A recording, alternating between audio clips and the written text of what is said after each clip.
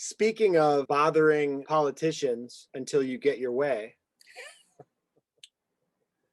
you and I had a really interesting conversation a few months back during some of the BLM stuff. Yeah. And from my perspective, I feel like I'm pretty informed, having been a police officer and understanding race relations involved, being a white police officer from Detroit who could see what was happening. Yeah. And you were able to shine some light from a civilian perspective and a constitutional perspective that I had never really considered. And we talked for an hour or something, and you said a lot of great things. And so I wanted to kind of bring that up because I feel like a lot of the things that have been happening lately with the Black Lives Matter movement was that a lot of politicians, a lot of local and national government just got scared and sick of trouble and the drama because Black Lives Matter was so persistent.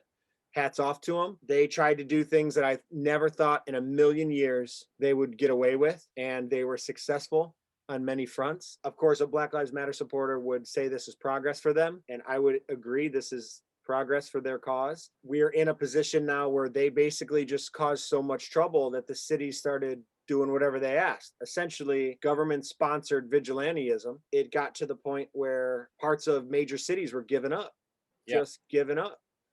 And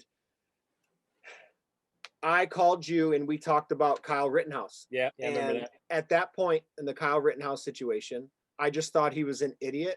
I was looking at it from an officer and from a father's perspective. He was a dummy and he shouldn't have done what he did. And don't be surprised if something like this happens and you get what you get, so to speak. You kind of shed some light on that for me, which was really enlightening.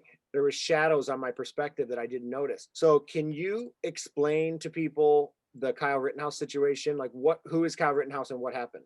I'll give you the best that I can recall. So there was riots in Kenosha, sound right? Kenosha, Wisconsin. Okay, so this young man was there all day with several others. During the day was providing support, relief, medical support. Basically, he's there to help. Yes, he's armed, and there's several other people that were there that were armed as well. From my understanding, they were asked to provide, like there was a call for help from a dealership. Now, that guy has since denied it very shortly thereafter. But you know how politics are these days. You say it, then something terrible happens, and then you deny it. So you try to distance yourself from it. You know, I'm not saying one way or the other. I'm just saying you can see how that would happen. Yeah. If Kyle Rittenhouse went there and then nobody died and there was no altercation, that might have still been the story because there was no reason to retract it, right?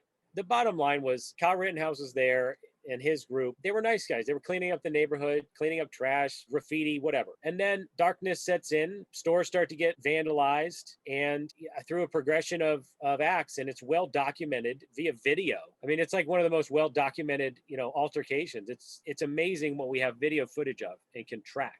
Basically he was put in a situation where he was attacked, he was accosted, and he defended himself, and he was armed. Unfortunately, those people who accosted him, I believe 2 of them died, and a third one was severely injured by getting shot in the arm. That's what most people know, Mike. Like, this is where I think the bulk of the information stops for most people. I know that the largest controversy of the whole thing was that he was from Illinois and that he came into Wisconsin to help in some form during a Black Lives Matter rally turned riot. Right. The biggest problem everyone had was that they were concerned about the gun that he had, because he had, I believe it was an AR-15. Do you remember? Yeah. It looked like an AR. He had an AR-15 and his age was of an issue, right?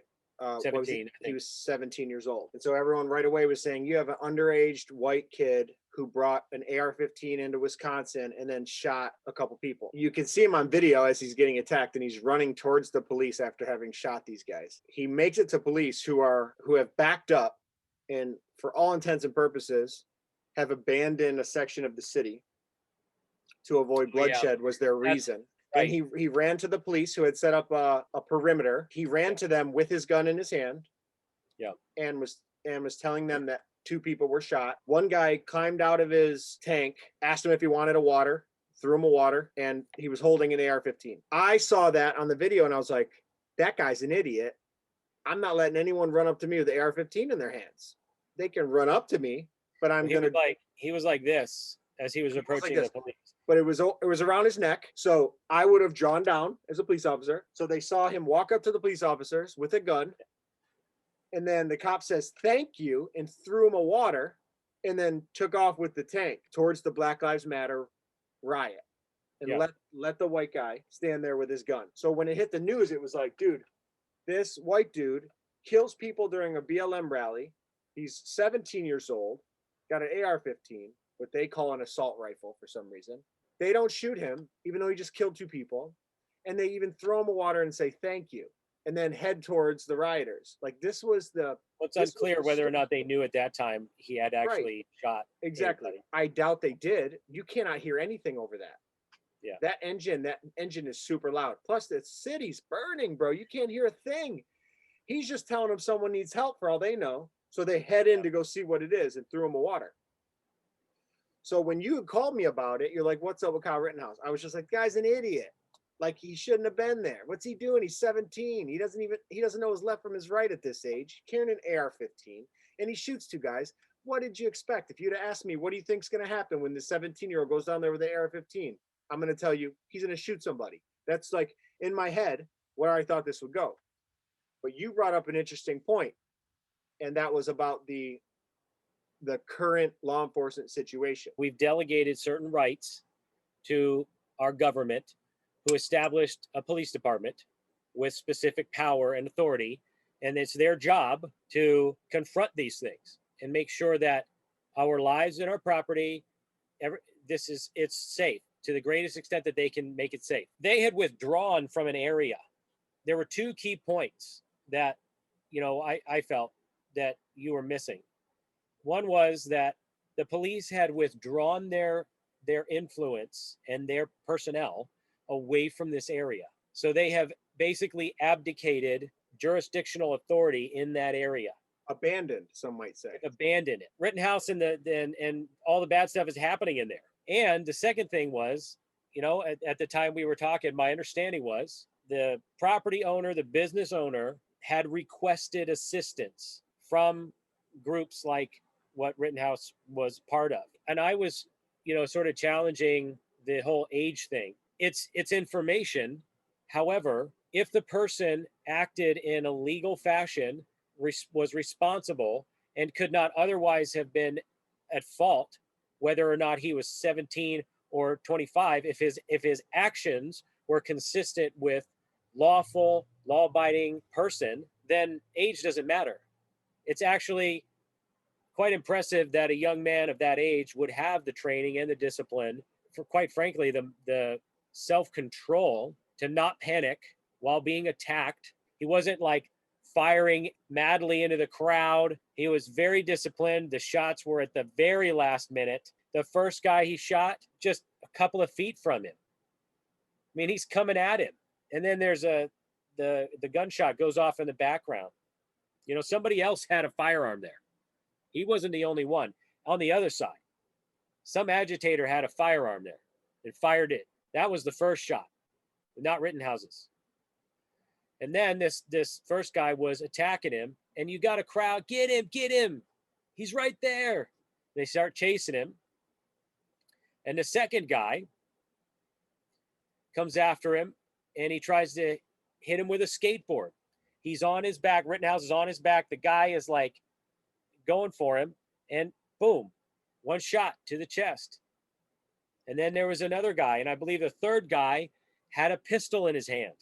That was might have been the guy that fired the first shot. So Rittenhouse had the discipline, and if he had that level of discipline at that age, that is commendable. Now, you can argue whether or not he should have been there in the first place, and that's totally legitimate. I don't think I would have been down there.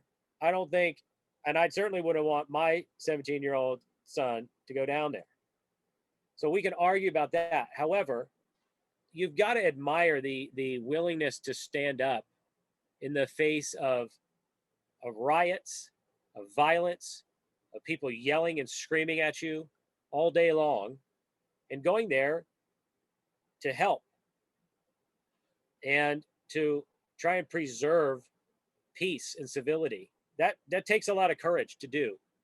And that's a right thing to do. That is the right heart motivation to be in a place to want to support that.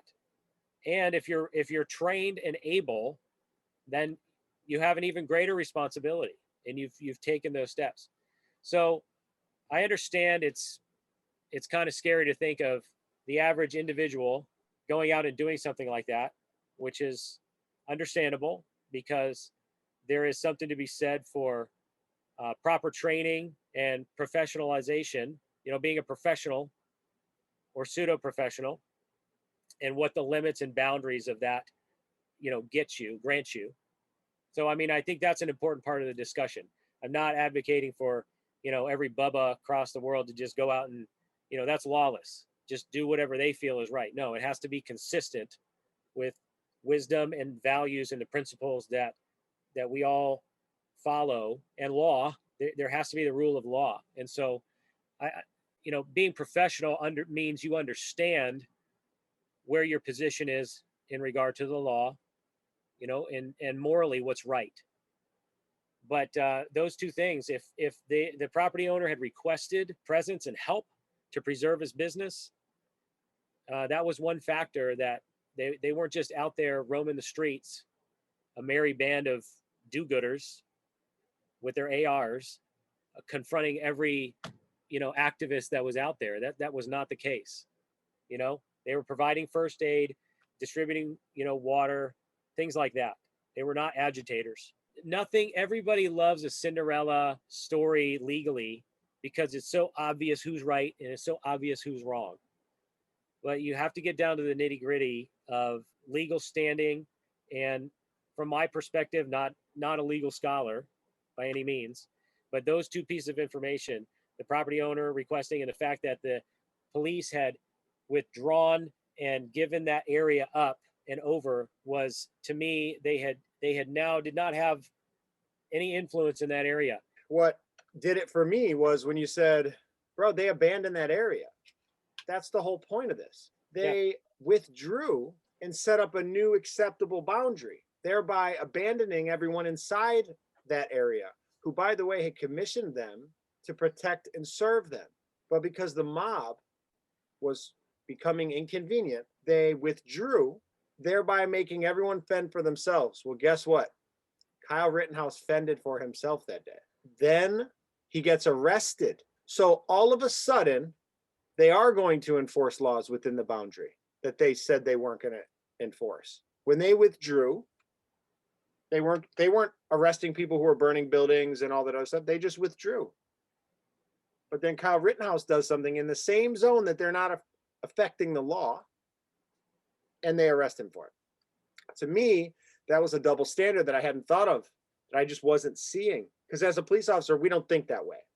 Yeah. I can never imagine abandoning some area of my responsibility.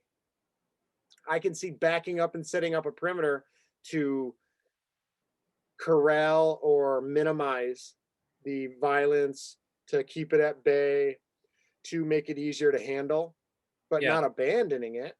And if something happened within that, if I'm not going to arrest one person, I'm not going to arrest the other person. As sad as it is that people died, because I actually understand the value of life, and I never want anyone to die like that. Yeah. So it makes it touchy because someone died, but Kyle Rittenhouse is going to die. And if I was Kyle Rittenhouse, I know that's probably what I'd be thinking. But looking at the footage I saw, the dude going to bash him in the head with the skateboard, that's done. He's Paul Hanna. Yeah. I do believe, well beyond a shadow of a doubt, that he was in danger for his life. Yeah. There was another incident at another rally, and a guy got shot point blank and killed at another scenario, another rally. I can't remember where it was, but he was killed. So the opposite thing happened. He wasn't armed, got shot and killed point blank by somebody. So that to me was like, that might have been Rittenhouse if he wasn't armed.